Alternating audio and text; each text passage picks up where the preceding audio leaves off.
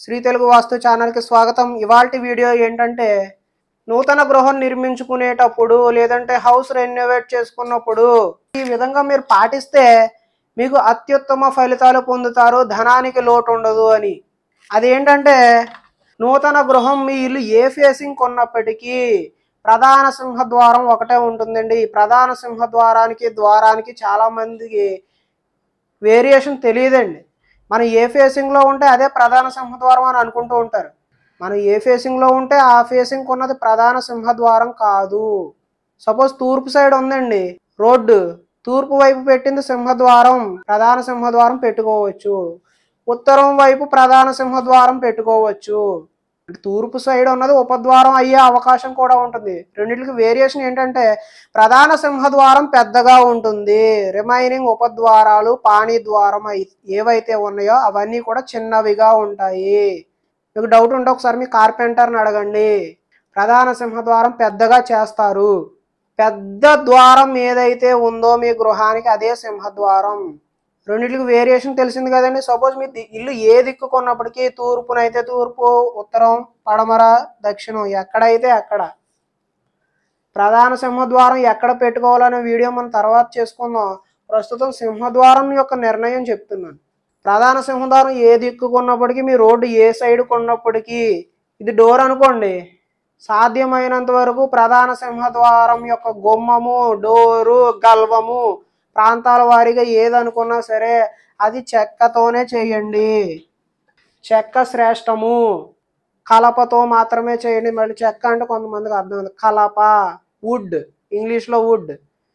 వుడ్తో మాత్రమే డోర్ ఏర్పాటు చేసుకోండి. ప్రధాన సింహద్వారం మనకు ఇప్పుడు స్ట్రాంగ్గా వస్తున్నాయి కదా అని స్టీల్ డోర్సు, తక్కువ రేటుకు అవుతున్నాయి కదా అని చెప్పి పీవీసీ గుమ్మాలు, పీవీసీ డోర్లు అవి కాదండి. శాస్త్రంలో వీలైతే అన్నీ కూడా చెక్కవే వాడండి, కలపవి గుమ్మాలు, డోర్లుని.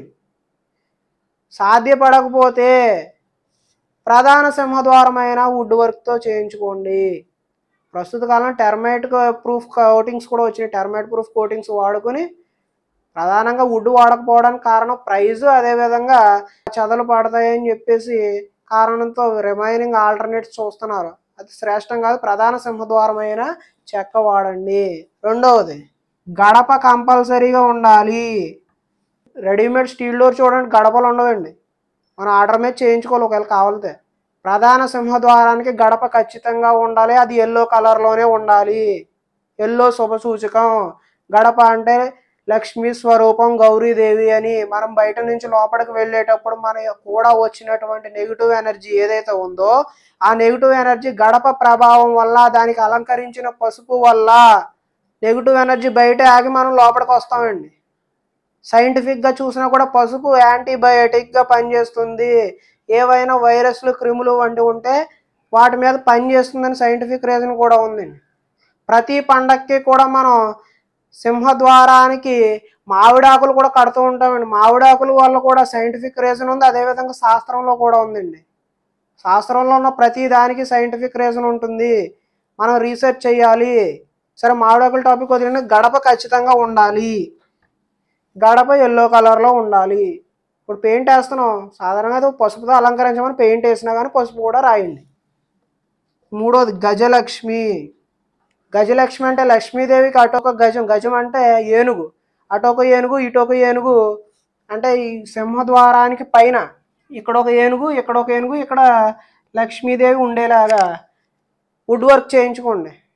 మా ప్రాంతంలో అయితే కమాండ్ గుమ్మం అంటూ ఉంటారు. కమాండ్ గుమ్మం అంటే ఈ ద్వారం ఏదైతే ఉందో గుమ్మానికి పైన, అదేవిధంగా చుట్టూ ఒక అలంకరణ, ఇవంతా కూడా చెక్కుడు వస్తుంటుందండి. ఏవో ఒక అల్లికలు, డిజైను, పువ్వులు వస్తుంటాయి. ఇదంతా ఇలా పువ్వులు అవి వేసుకునే బదులు పై పక్కన లక్ష్మీదేవిని అలంకరించి అటు ఇటు 2 ఏనుగులను పెట్టించండి.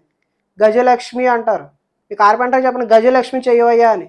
గజలక్ష్మి ఏ సింహద్వారానికి ఉందో ఆ ఇంట్లో ధనానికి లోటు ఉండదు. అంటే ఓన్లీ గజలక్ష్మిని పెట్టేసుకుని ఉన్నది వాస్తుకు లేకపోతే పనిచేస్తుందని కాదండి. ఇల్లంతా వాస్తుగుండి గజలక్ష్మి పెట్టుకుంటే మీ ఇంట్లో ధనానికి లోటు ఉండదు. ఆ విధంగా అర్థం చేసుకోండి. చెప్పే ఏదైనా ధనానికి లోటు ఉండదండి ఇంట్లో కూర్చున్నా కాదండి. మానవ ప్రయత్నం ఉండాలి. ఏదైనా పని చేసుకుంటూ ఉండి అభివృద్ధి లేక ధనం లేకపోతే అదండి. సరే సబ్జెక్ట్లోకి వస్తే గజలక్ష్మి ఉండాలి, గజలక్ష్మి ఉంటే మీకు బాగా యోగిస్తుంది. కొంతమంది డోర్ల మీద దేవతా విగ్రహాలు చెక్కిస్తూ ఉంటారు, అది తప్పు. డోర్ల మీద దేవతా విగ్రహాలు, దేవతల స్టిక్కర్లు పెట్టొద్దు, స్థిరత్వం ఉండదు అనే విషయాన్ని గ్రహించండి. డోర్ మీద మనం కొంతమంది వినాయకుడిని, లక్ష్మీదేవిని డోర్ మీద చెక్కించకండి. డోర్ మీద చెక్కిస్తే ఏమవుతుంది, స్థిరత్వం ఉండదు. డోర్ ఏం చేస్తాం, వేస్తాము తీస్తాము, వేస్తాము తీస్తాము, ఎక్కడెక్కడికో వెళ్ళి ప్రవేశిస్తూ ఉంటాం డోర్లు ముట్టుకుని, మైలు అంటూ అంతా జరుగుతూ ఉంటుంది డోర్ ముట్టుకున్నప్పుడు. అదేవిధంగా డోర్ ఆడుతూ ఉంటుంది. అలా ఇలా జరిపినప్పుడు దేవుడికి స్థిరత్వం ఉండదండి. ఆ డోర్ మీద ఉన్న దేవుడికి మూమెంట్ ఉంటుంది కదా. దేవుడిని ఎక్కడైనా ఇప్పుడు చూడండి, దేవాలయాల్లో ప్రాణప్రతిష్ఠ చేస్తారు. ప్రాణప్రతిష్ఠ అంటే ఏంటండి, నవధాన్యాలు కొన్ని రకాల శాస్త్రంలో చెప్పిన ఆగమ శాస్త్రాల ఆధారంగా కొన్ని రకాలు వేసి విగ్రహాన్ని ప్రతిష్ఠ చేసి జీవం పోస్తారు. ప్రతిష్ఠ అంటే ఏంటంటే ఇంకా ఫిక్స్ చేస్తారు, ఇంకా కదపరు.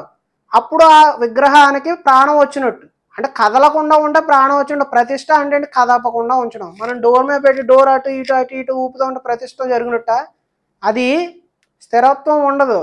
అదేవిధంగా డోర్కి బయట సైడ్ చేస్తున్నారు కదా, లోపల పక్కన కాదు, బయటకు అందంగా కనిపించాలని చేస్తున్నారు, అది తప్పు. మరి మీరు పైన కమాండ్ గుమ్మానికి చేయమన్నారు కదా అని అడగవచ్చు. గుమ్మానికి చెయ్యండి, డోర్కి కాదు, క్లారిటీగా వినండి.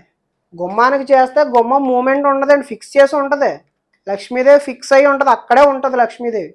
గడప లక్ష్మీ స్వరూపం అని కూడా శాస్త్రంలో ఉంది, గౌరీదేవి అని. గౌరీదేవి అంటే ఏంటండి, పార్వతీమాత.